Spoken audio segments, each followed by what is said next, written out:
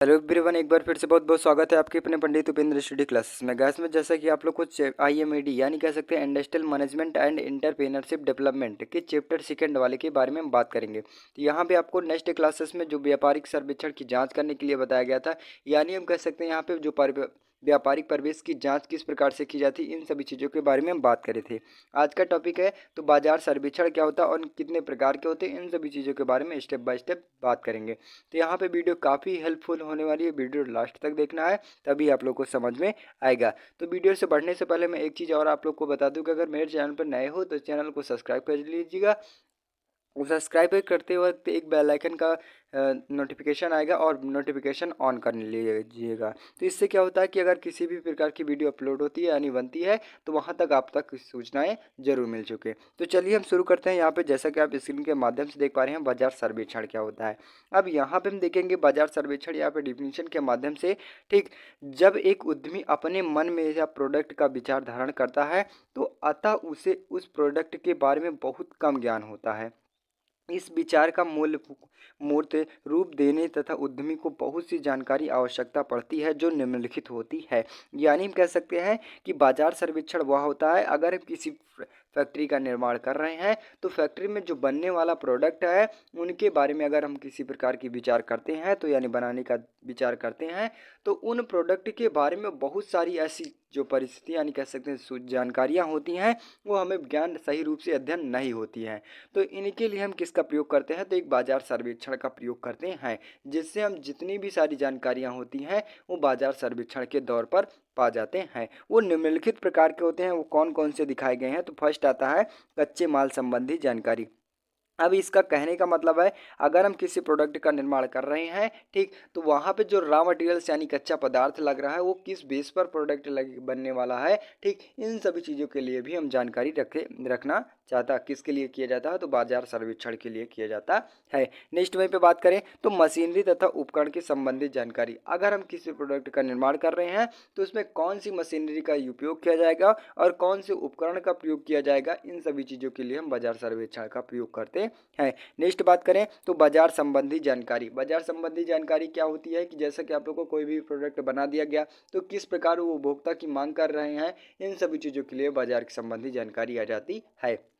Next बात करें तो वर्तमान उत्पादक, प्रतिस्पर्धी और व्यापारी, सप्लायर्स हो गया और ग्राहक हो गया। यानी कह सकते हैं किस प्रकार का प्रोडक्ट निर्माण किया जाए, ठीक, कि ज़्यादा से ज़्यादा उसका मांग हो और वहीं पे जो व्यापारी सप्लायर सही रूप से वो सप्लाई हो, ठीक, और ग्राहक भी उसके ज़्यादा हों। इन सभी चीज़ों के लिए किसका प्रयोग करते यानी किसके अंतर्गत आता है तो बाजार संबंधी जानकारी के अंतर्गत आ जाता है। नेक्स्ट बात करें तो वित्त संबंधी जानकारी आ जाता है और व्यक्तिगत जानकारी आ जाता है और सामान्य जानकारी आ जाता है। ये सब किसके अंतर्गत आते हैं तो यानी यहाँ पे प्रबंधन के अंतर्गत ये सब चीज़ें आ जाती हैं, ठीक। तो आई होप गाइस यहाँ पे आप लोग को जो बाजार सर्वेक्षण बताया गया, बाजार सर्वेक्षण एकदम इजी ढंग से समझ में होगा। एक बार मैं फिर से कम समझाने की कोशिश करूँगा। अगर हम किसी प्रोडक्ट का निर्माण कर रहे हैं किसी फैक्ट्री में तो उसमें जो प्रोडक्ट बनने वाला यानी बनाने से पहले उसे कुछ ना कुछ किसी प्रकार की अन्य प्रकार की जानकारियाँ प्राप्त करने के लिए इसका प्रयोग करते हैं तो बाजार सर्वेक्षण का प्रयोग करते हैं, जिससे जो हमारा प्रोडक्ट है वो बहुत से कम समय में तैयार हो चुके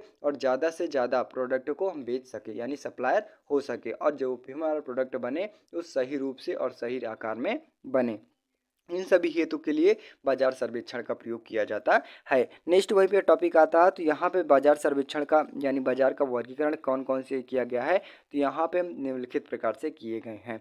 जैसा कि आप लोग को यहाँ पे देखेंगे तो फर्स्ट आता है क्रेता बाजार। अब क्रेता बाजार का मतलब क्या है कि क्रेता बाजार का जैसा कि हम डिफिनीशन के माध्यम से देखेंगे तो क्रेता बाजार क्या कहता है कि क्रेता बाजार में वो सभी व्यक्ति अथवा संगठन निहित होते हैं जो अपने व्यक्तिगत उपयोग के लिए उत्पाद सेवा का क्रय करते हैं और इस प्रकार क्रेता का उद्देश्य उस उत्पाद तक सेवा का कार्य करने उसे व्यापार करना नहीं होता है।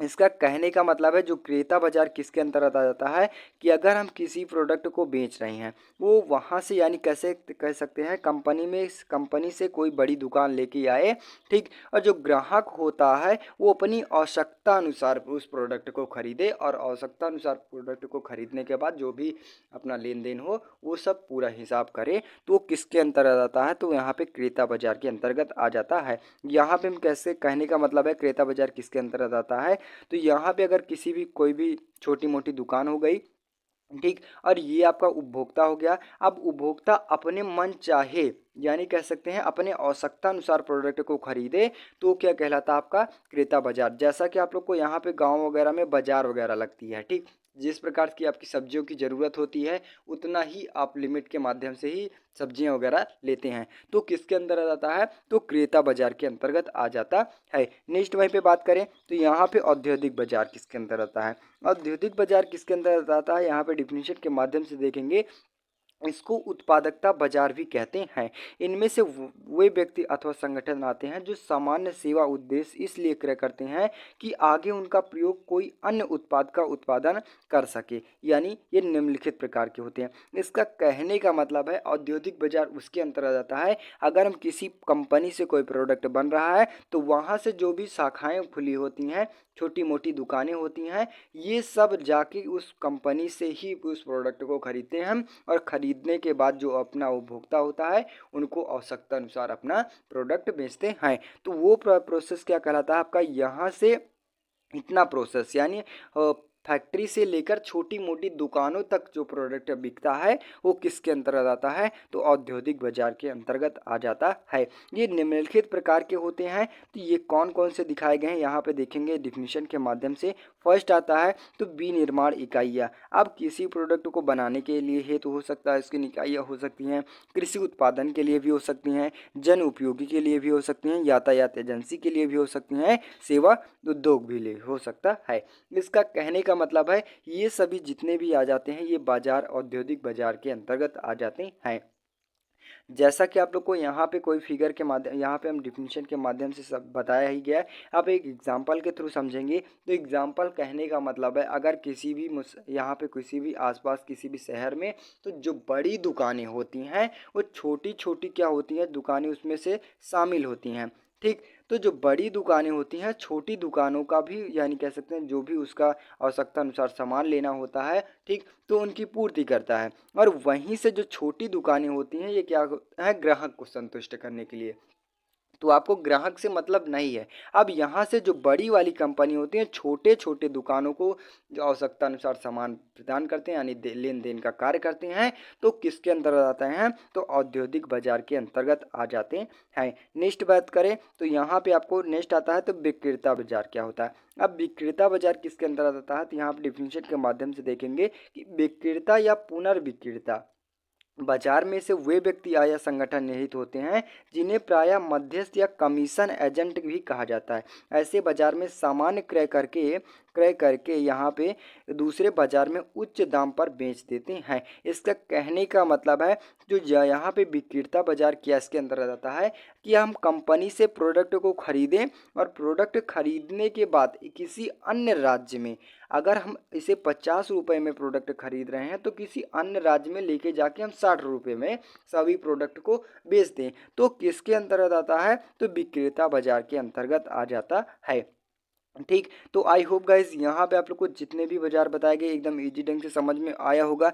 नेक्स्ट वहीं पे बात करें तो यहाँ पे आपको सरकारी बाजार क्या होता है। अब सरकारी बाजार यहाँ पे डिफिनीशन के माध्यम से देखेंगे तो सरकारी बाजार किसके अंतर्गत आता है कि यह बाजार सभी प्रकार की सरकारी एजेंसियों से संबंध रखता है। ये सरकारी एजेंसियाँ केंद्रीय सरकार, राज्य सरकार आदि हो सकते हैं जो वस्तुओं या उत्पाद का क्रय सरकारी कार्यों के लिए करते हैं, अर्थात कारखानों में बनाया गया उत्पाद सरकारी बाजार के अंतर्गत आ जाता है।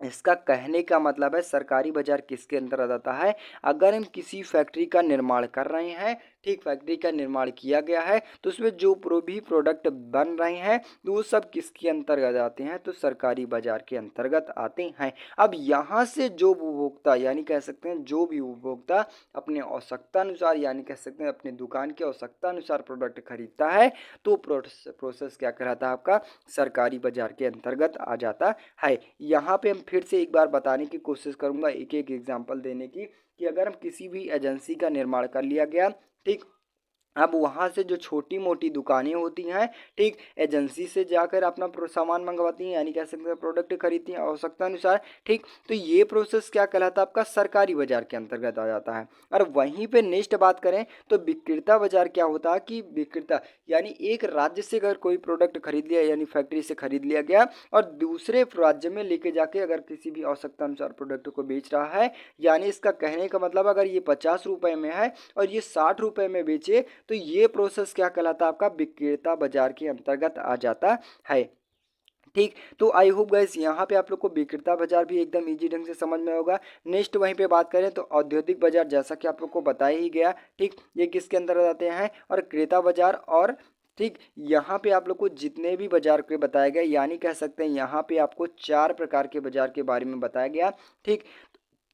और आशा है कि आपको चारों बाजार के बारे में एकदम इजी ढंग से समझ में आया होगा। तो बस गाइस आज के लिए इतना ही। वीडियो अच्छी लगी हो, चैनल पे नए हो, चैनल को सब्सक्राइब कीजिए, ज़्यादा से ज़्यादा शेयर करने की कोशिश कीजिए। मिलते हैं नेक्स्ट वीडियो में, तब तक के लिए जय हिंद।